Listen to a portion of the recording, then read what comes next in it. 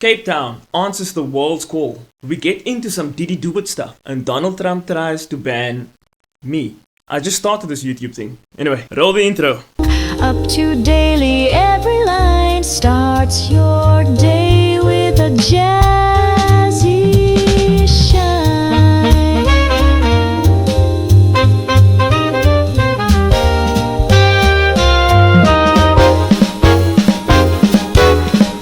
Hello, good morning, good afternoon, and good evening, wherever you may find yourself on this wonderful planet. My name is Chad, and welcome back to Up to Daily, where we keep up with what the world gets up to daily. So, this is my second video on YouTube.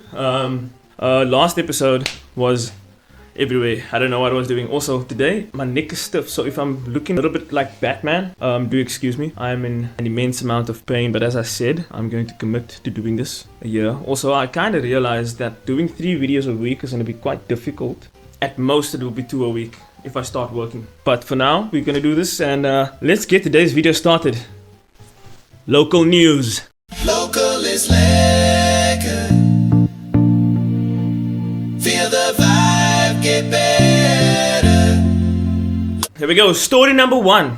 The world calls to Cape Town. And no, it is not a telemarketer scam. It is about 86,000 new jobs that were created within the last year. Let's unpack why that's a big freaking deal. Okay.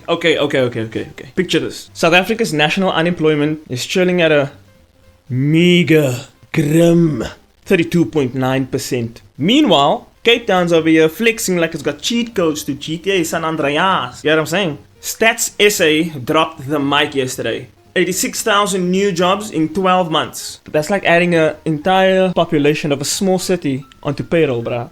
Total jobs in question, you may ask, for the year? A record of 1.827 million. Even the labor force participation rate is at an all-time high. Basically, what I'm saying is Cape Townians are not just looking for work. They're finding it. How? Well, Mayor Jordan Hill-Lewis isn't just hoping for the best. There's actually some thought behind this. They've got targeted hustle hubs for high-growth industries. Think like call centers, marine, manufacturing. Over 6.4 billion rand in investments rolled over in just last year, creating 15,000 plus jobs. I don't know about you, but here's a pro tip for you. When you treat jobs like a contact sport, people win. And the question is, why are people winning? The unsound, unlikely heroes in BPOs and Hollywood. BPOs and flippin' Hollywood, bruh. Hi, this is Chad from Cape Town. How can I direct your economy? Meet the BPO sector. The real MVP in all of this. Just last year, it answered the call for 10,427 new jobs. And this was just any call. This was a global call. Yep, that's correct. While you were avoiding robocalls, Cape Town turned call centers into a 24 billion rand a year powerhouse. How? They train everyone. Grade 12 kids at places like the Cape BPO Academy. Let's put it this way. Alderman James Foss put it best. Cape Townians bring empathy and solutions. And when you add that with having a super nice but also smart community, you have yourself a deadly business combo.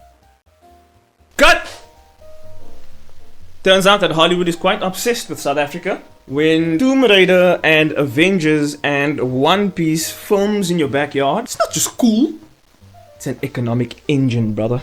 550 productions shot in Cape Town CBD this year. Cruise booked 59,000 hotel nights. 59,000 hotel nights in 1 year. And that's just the film industry. That being said, 148 million rand was brought in by the film industry last year, and it created 26,573 freelance jobs. Every rand spent on film generates 2.50 rand somewhere, so that a costume designer can get the best coffee that they need. And that is the ripple effect of not being boring. Real talk though, why is this important? South Africa's economy has honestly been doing its best impression of a sinking canoe. By that standard, the national employment rate dropped last year and Cape Town's increased. That is not just by luck, it is literal lifelines. Millions depend on this. 130,000 more jobs are being expected from the infrastructure that's currently being built in South Africa, with 75% targeting lower income homes. I mean, at this point, even Moody has updated the credit score. Shocker. Good governance work when you don't have a kakistocracy. Hey, nah, fuck. I say that to say this. Globally, companies like Procter & Gamble are axing 7,000 jobs. While in the meantime, Cape Town is out here playing 4D chess mania. Partner with the private sector? Check. Train the youth for real careers? Check. Lure film crews with good mountains and great Wi-Fi?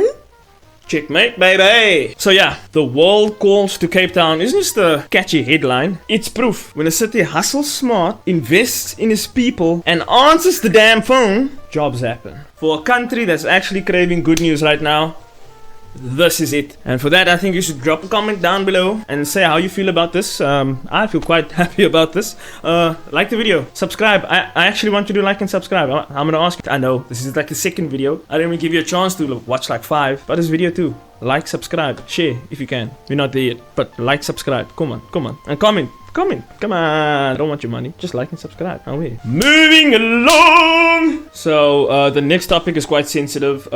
It's been running rampant across the globe. I do think that this is an important topic, and I know I joke about it a lot on this channel, even though it's news, and I have a playful nature about this. But when it comes to things like this, I'm quite serious about this. So the next topic is about human trafficking, and it's not bad news, rather some good news. There's been a bust this week in Cape Town with regards to human trafficking. Cape Town's Hawks are greatly to thank for this. They are the ones that led the bust. In a covert operation last Friday, officers rescued multiple victims from a guest house in Goodwood, where a woman was held against her will and forced into sex work. 2 suspects now face justice. Acting on a tip about a trafficked victim, police raided the property. Inside, they found 4 women admitting to sex work, 5 other adults and 3 young children. 1 woman was confirmed as a trafficking victim, lured, trapped and exploited. The guest house managers aged 31 and 34 were arrested on the spot. This isn't just isolated. Just months ago, Hawks rescued a trafficked minor from a Plumstead brothel, part of a network where 12 people were discovered, including 5 sex workers. 3 suspects have been arrested in that case since March. Look, this is important to me that we made this bust, and the reason why, globally, 60% of people that are trafficked are women and children. Here in South Africa, these operations reveal a more terrifying pattern. Predators are using fake jobs. They use coercion to keep you there, and it's not just the coercion; it's the violence also, especially to women and children, to keep them from saying anything. This week's bust legitimately showed and exposed how these syndicates exploit actual businesses in the country as well, and it's the ones we really hoped it wouldn't target, like guest house and Airbnbs. But there is hope. The arrest was possible because of collaboration, the Hawks, Home Affairs and the NGO A21 working in tandem.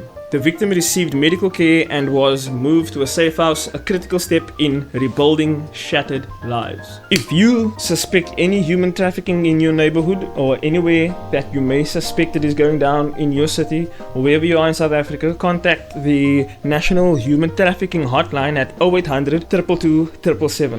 It's going to be on the screen probably around here.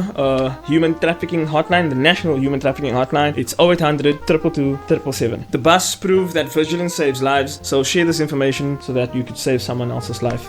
Moving along to some more local news. Meet 18-year-old Alan Strydom, the storm-defying surfer turned national champ who just carved a name into South African paddling history, baby. Okay.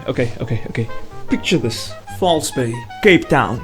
Thick fog swallowing the horizon. While most would panic, this Hoërskool Outeniqua Meisie, graad 12, battled for 22 kilometers, my bro. 22 kilometers to snatch South Africa's junior ocean paddling crown, XA. What was her secret weapon, you may ask? Pure instinct, baby. Boer maak 'n plan. And I must admit, she did say that she almost got lost while doing all of this, because remember, it's foggy and it gets real foggy in Cape Town. But she charged through and managed to find her way back en route. I mean, just for perspective, that's like paddling a 6.5 meter surf ski from Durban to Umhlanga, blindfolded. Are you crazy? Standard Tuesday morning for this girl. However, that foggy triumph of hers managed to get herself a golden ticket, South African colors, to the World Ocean Paddling Champs in October this year in Durban. It's the first time South Africa is going to host the showdown, and quite frankly, Alan's charging straight forward toward Europe and Australia's best. So, Ellen, if you're watching this, good luck. And a lot of her success is not just owed to herself, but also to her family. And that's the main secret. Her bloodline, her family is a family of wetsuit wearers. Congratulations, Ellen. Make some noise for Ellen in the chat. W's in the chat for Ellen. Put in the comment, Ellen W. Alright, to show that you're showing some appreciation. We are moving on. Global news.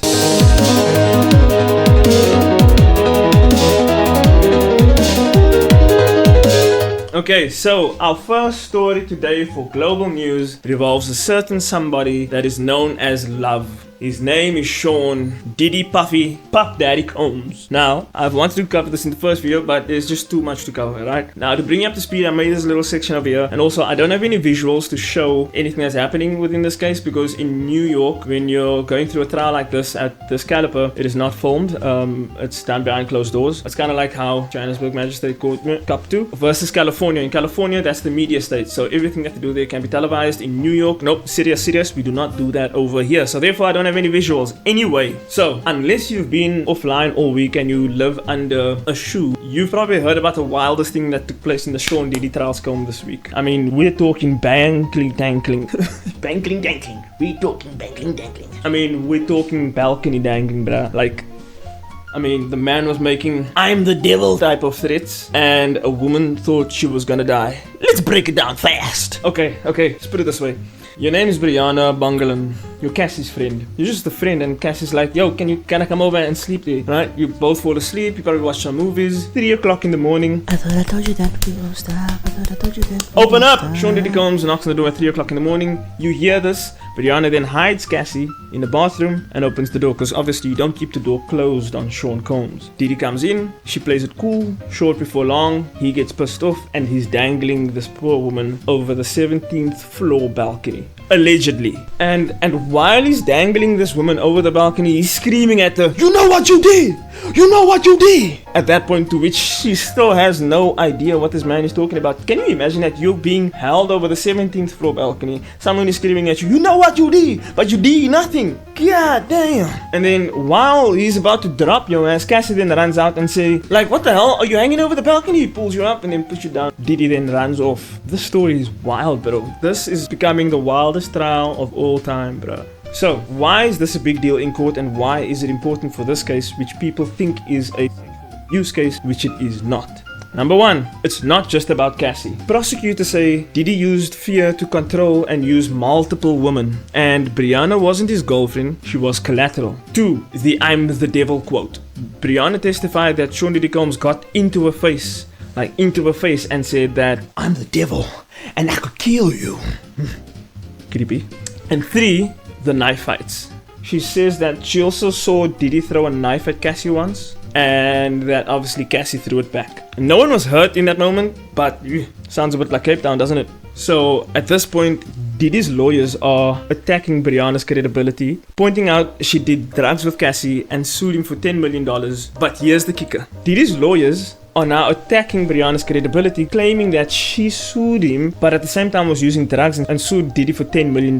But she's testifying under immunity, which means she can't be charged for admitting drug use. This isn't a cash grab, buddy. It's a subpoena.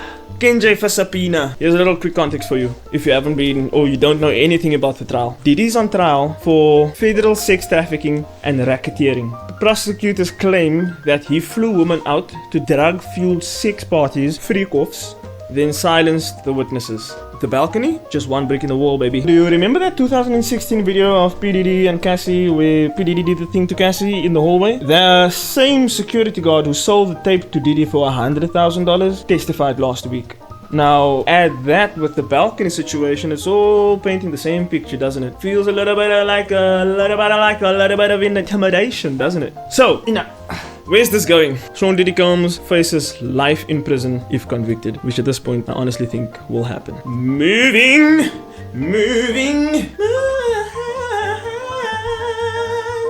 along. Next topic. Donald J. Trump has banned 12 countries from travel to the US, and one of them is literally named after me. I'm not happy about this. Sorry about that. Realized we needed to put some light on. Anyway, let's break this down before customs revokes my name. Okay, so here's the dealio. As of Monday, June 9th, the US is shutting doors on 12 countries from travel to the United States. The countries are listed as follows. Afghanistan, get out of the room. Haiti, out of the room. Iran, out of the room. Libya, you're out of the room. Somalia, you're out of the room. Yemen, you're out of the room. Sudan, you're out of the room. Eritrea, cool name, you're out of the room. Myanmar, get out of here. Congo Brazzaville, you're out of the room. Equatorial Guinea, out of the room. And Chad, of course. Chad also. Yep, that's correct, Chad. Not to do it in your DMs. The country also banned by the United States. How messed up is that? Why is it banned? Why is Chad, of all places, banned? According to the White House, Chadians overstayed their visas by a whopping 49.54%. That's literally like people going to New York and saying, "Oh, New York's so nice, I'll just stay twice." Crazy. But I mean, on a serious note though, this visa overstay is it's actually crazy. But seriously though, this ban is no joke. The visa overstay rate of Chad is not just high, it's the highest on the list. The White House said that Chad blatantly disregarded the US immigration laws. The other countries are banned for much scarier reasons. Iran, labeled as state sponsor of terrorism. Somalia, called terrorist safe haven. Afghanistan, the Taliban runs the place. Meanwhile, poor Chad is just out here forgetting to set his travel laws. And before you ask, no, Egypt is not banned. Even though the Colorado attacker that Trump cited was Egyptian. Because that guy overstayed his visa too. But Chad, apparently we're the poster child of overstaying our welcome. Thanks Homeland Chad and to every Chad watching this. Moving along. Enough. Next topic, the steroid Olympics. 20.91 seconds. That's the world record. So, you probably heard about this thing called the Enhanced Games. Some call it the Steroid Olympics, no judgment here. But let's unpack why it exists, who's signing up, or if this is a dystopian circus or a weirdly logical next step. Okay, so the basics. The Enhanced Games is a 2026 event that is taking place in Vegas next year. And it's where doping isn't just allowed, it is encouraged. No drug tests, no model panic. None of that, baby. Just athletes enhancing themselves with steroids. Steroids, growth hormone, and EPO. Basically anything that is FDA approved. But also obviously they're going to be doing all of this conducted under a doctor's supervision. The founder of this operation, Mr. Aaron D'Souza, calls it superhumanity. So basically it's a fusion of biotech and athleticism to push the human limits. Venture capitalists like Peter Thiel and Donald Trump Jr. are basically funding this whole process. And the prize is $1 million American dollars for world record broken, set by previous Olympians. And remember, I'm saying Olympians, so it's people who partook in the Olympics. D'Souza argues traditional sports are hypocritical. He claims 44% of elite athletes dope anyway, but hide it in shadows. His pitch: let's make it transparent, clinical, and cash heavy. What do the critics think about this? WADA calls it a danger to health, and USADA's Travis Tygart called it a clown show. He's just not in for it at all. It's very hard to project my voice. Bloody neck ache. However, regardless of these claims by the critics, this thing is real. The athletes are getting paid and they are getting insured for their bodies as well. So it's very hard to fight this. For context, the Paris Olympics last year in 2024 spent $30 million in anti-doping. And this event, this is its antithesis. Let's talk performance gaps and the major differences between these athletes and your normal athlete. Studies show that steroids boost strength by 20 to 30%, EPOs increase endurance by 10 to 15%, and HGH slashes recovery time. Take swimming for example. In a closed trial, enhanced athlete Christian Kolomiev, I hope I'm saying his name right, he clocked a time of 20.89 seconds in the 50-meter men's freestyle after starting PEDs, beating the natural world record by 0.02 seconds. Like, he literally missed an Olympic medal by 0.3 seconds in Paris last year. That's nuts, bro. But now he's definitely and obviously chasing that $1 million bounty that's on the head of all of these records. And as much as it does sound like, you know, like a big weird, like a freak show, like this isn't what we're supposed to be doing, the games do claim that this is way safer than underground doping because they do clinical trials as opposed to people just getting this stuff off the streets. Yeah, with that being said, so they get farmer grade compound drugs that's, curated and built and structured in a lab, whereas, your Johnny down the road that goes to Virgin Active is going to give you something that is cooked, stomped on with bare feet and all of them things, That's why they claim it's safer, because the stuff they're using is pure. But even though it is safer in the short term, critics do say that you cannot make steroid use safe when it comes to the long term. And even psychosis, bro. Roid rage, van dit gebeur. Still, the Enhanced team claims that they will screen athletes before they can even think about coming on board. No meth, no cocaine, just optimization. Two names leading the charge into this new frontier. We have Christian Kolomiev, 31, Greek swimmer, 4-time Olympian NCAA champ. After signing with Enhanced, he smashed the 50-meter record in a private trial. He's cagey about his enhancement stack, but says it's minimal and supervised. His take? This pays more than 10 swimming careers. If you ask me, money talks, baby. Next on the list, we have James Magnuson, 33, Aussie swimmer, world champ, 2 times Olympian, volunteered to juice to the gills for $1 million. His plan, 6 months of controlled substances to break the 50-meter freestyle record. Quote, I'll be the lab rat. Here's a little note. Both of these guys are retired from Olympic contention. Why though? Because it means signing for this means a ban for lifetime. But that's not banned from everything. Just a ban from clean sports, of course. World Aquatics told them quite bluntly, you cross this bridge, you don't come back. That was literally their word. But when $1 million is on the table, plus a base salary, the math do get a bit interesting. So, is this sports the future? We don't know. But D'Souza dreams of transhumanism. 50-year-olds breaking world records, gene-edited athletes, heck, maybe even AI hybrids, my dude. However, one heart attack on live TV could literally destroy this entire idea. I mean, if you're thinking about this ethically, it is super messy. Because on the one hand, is this empowering body autonomy, or is this enabling the chemicals arms race? And I mean, let's be real about this as well. The Olympics themselves are no saint. Remember East Germany's state dope team, or Russia's 2016 scandal? Doping has been here for decades. Decades. This just removes that veil and allows everyone to have a little peep inside. So whether you're intrigued by the side-eyeing it, the Enhanced Games is happening May 2026 in Vegas. I want to go to Vegas. Yeah, thank you boys and girls. That was today's video. At the end of the video today, we're gonna do a little thing. It's either Skratta te dagen or Kyono Kawaisa.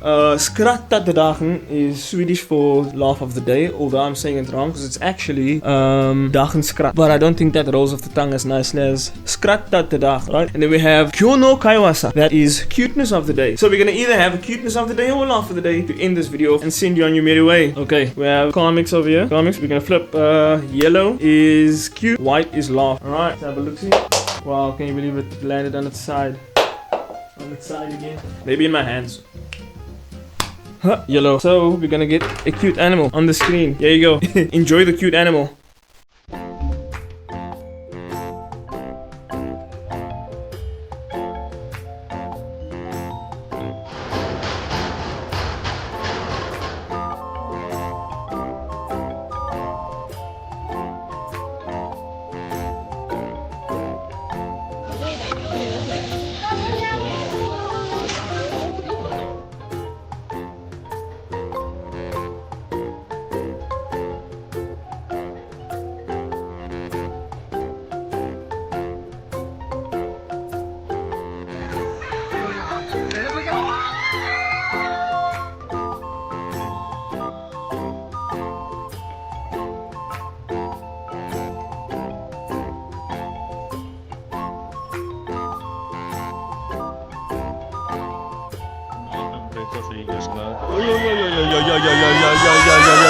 Right, and that was your little cute animal. Thank you for tuning in to Up to Daily once more. Hope you're gonna have a Friday, a good weekend. Don't do what I would not do, and if you do, do it again. I'm Chad, been real. Have a good weekend, boys and girls.